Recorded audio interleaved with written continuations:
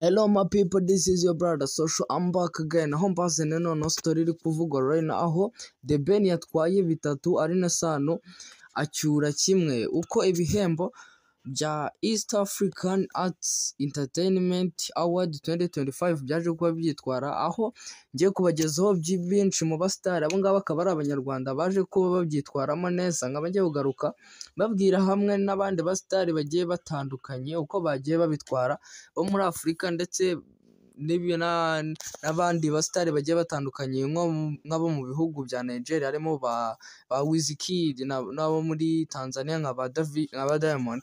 Aho ngiye kubagezaho inkuru irambuye. Rero ma people, nta kindi mbisabira, just subscribe, share ndetse na comment kugira ngo ukomeze ubone stories zigiye zitandukanye na updates zikomeye. Rero ma people, I'll be back.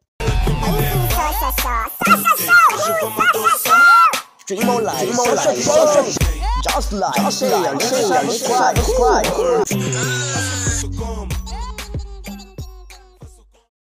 Umuririmbyi Mugisha Benjamin muzwi nka The Ben, umuhanzikazi Aline Sano ndetse na producer David umuzi nka Run bacanye umucyo mu bihembo bizwi nka East African Arts Entertainment Award 2025, kuko buri umwe yabashije kwegukana igikombe mu birori byabaye muri uyu mwaka bigamije guhemba ubuhanzi n'imyidagaduro yo mu karere.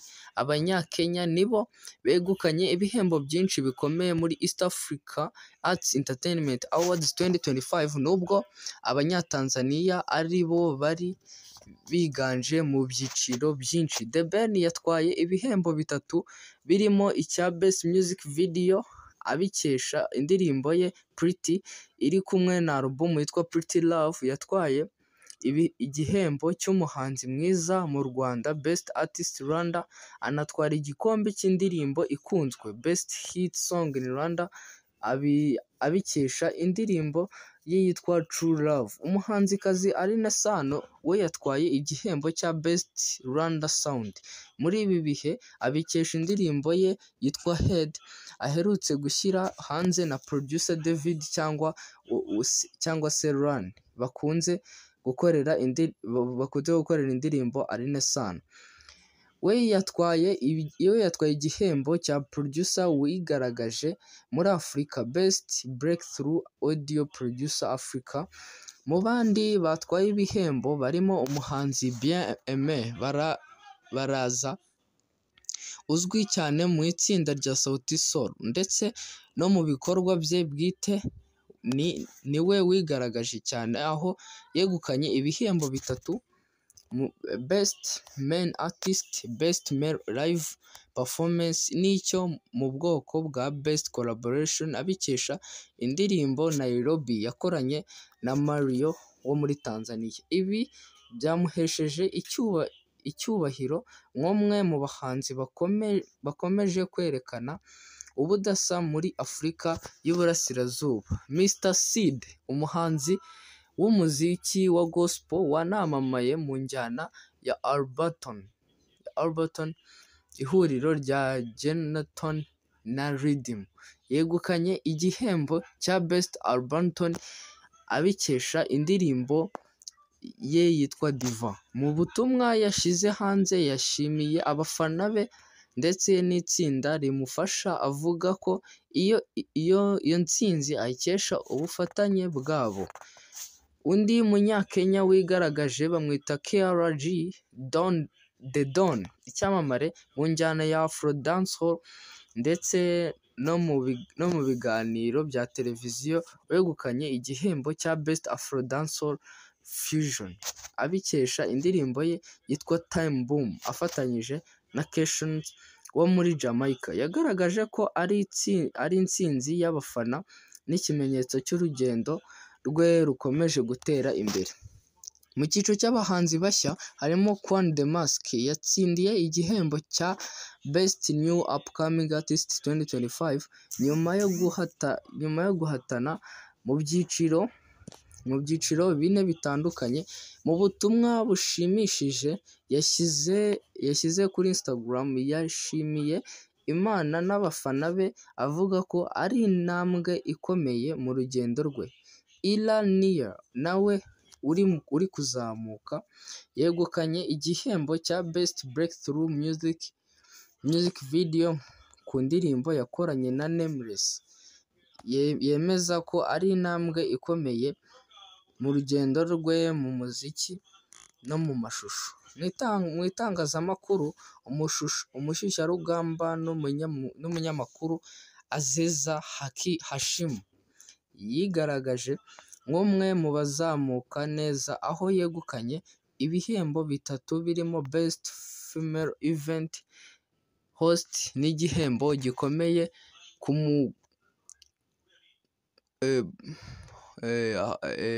ku mukobwa bakora mu ruhando rw'itangazamakuru n'imyidagaduro. Mu bucuruzi rwiyemezamirimo Jean Ruhosafi yatsindiye igihembo cya Best Emerging Art of Business Icon, ashimira abamutoye anavuga ko iyi ntsinzi ari imbarutso yo gukora cyane kurushaho. Itangwa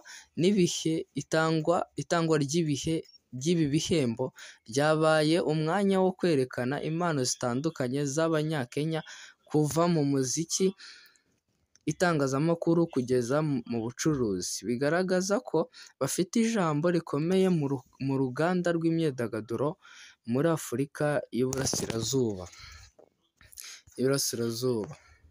The Ben yatwaye ibihembo bitatu mu bihembo bya East African Arts Entertainment Awards, aho Alyn Sano yegukanye ku nshuro ye ya mbere igihembo muri East African Arts Entertainment Awards.